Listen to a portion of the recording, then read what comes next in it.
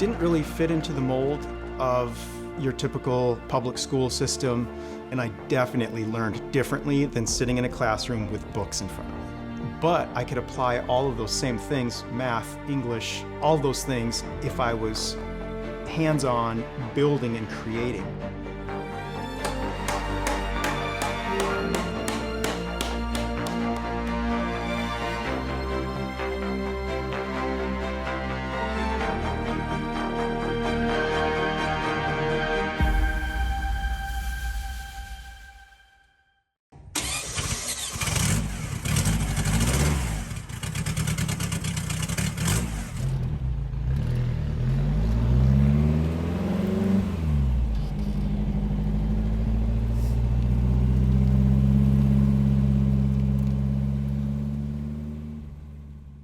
That's the thing people don't, they're like, he builds homes? What's a coach?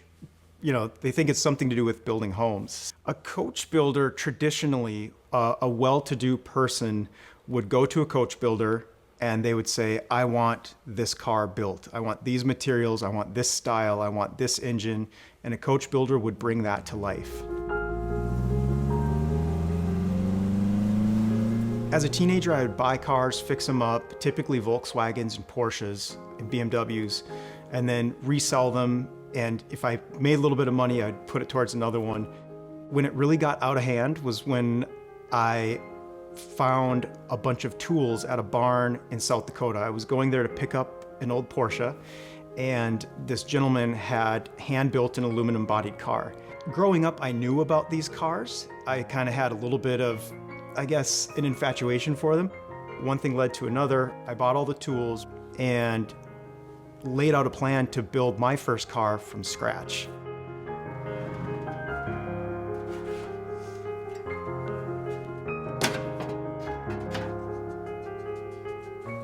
My inspiration, most of it comes from bygone eras. The old photos in the history books on European post-war racing. The concept of aerodynamics, I think the Germans really started playing with it in the 1930s, and what they thought was aerodynamic, this teardrop, beautiful shape that we emulate in our work. Unfortunately, true aerodynamic cars are ugly. So we kind of strike a balance between modern understanding of aerodynamics, top speed of our cars, and keeping them beautiful.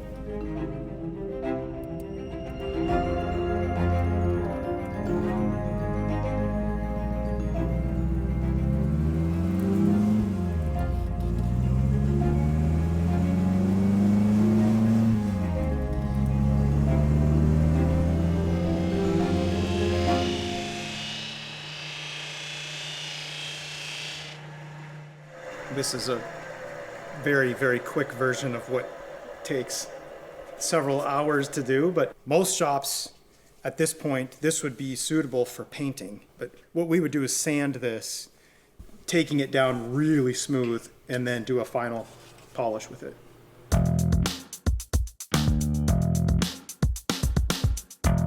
So my son has taken an interest in this. He's always kind of been in the garage with me, but in the last few years, especially since driving age, of course, when he turned 16, he really took an interest in the cars and started working on his own projects, and then now helps me in here. My title here, executive manager. No. I build the $2. I'm just the kid who builds the $2 right now. So now we're going over here. Yeah, so what I'm gonna do is cut a length of tube to make this shape out of, and I'm gonna just go back and forth between that and these radiuses here, and just basically get it to fit that shape.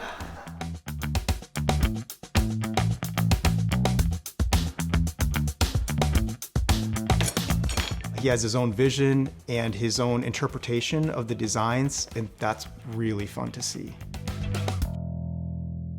The reason I like working with my dad is because he kind of lets me sort of innovate the process, I guess, where if you were at a normal job, you might be kind of stuck into doing it how they want you to do it, you know?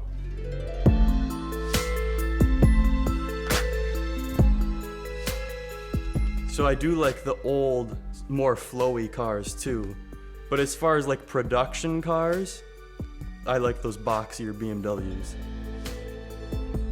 I like to drive them, but even more than driving them, I like to have a car that like is completely undrivable and restore it and make it look all pretty and then be able to go drive it. That's what makes it a lot more fun.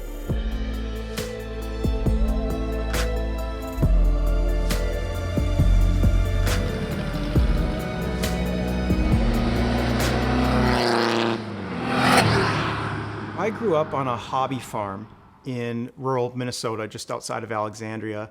And the environment was having parents who always pushed us to just dream. So I started snowboarding at Andy's, and that turned into actually a career for me. I snowboarded at a professional level for 7 years. And then started another business with my father where we developed a technology used in the petroleum industry. That allowed me to do more car stuff. I think that people, they definitely identify with their passions, with their professions.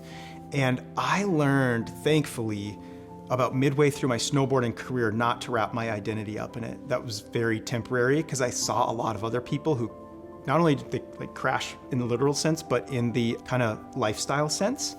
And so I was well aware of that. And so even with this, it's a blast and I love it, but it's an extension of my passion and who I am, but it's not me, even though it's very close to my heart.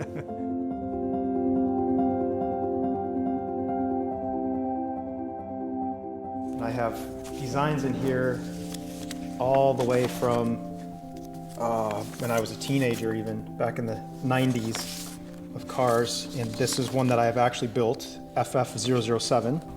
I take these sketches after I get them to a point where I'm happy with them, and I send them to a friend out in California, Alberto Hernandez, and then he renders them into a more realistic view and quarter views of the car that allow me to build off of.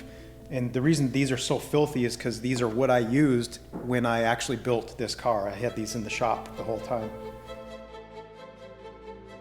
I mean, I didn't plan on this.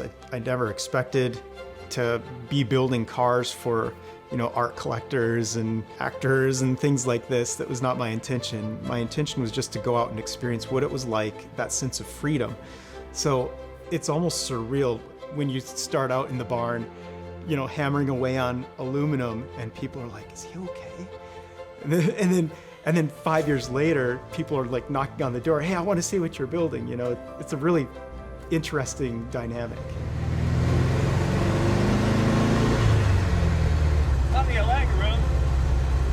So there's the success that you see from the outside where I've been able to take my work and share it with Jay Leno and a very broad audience.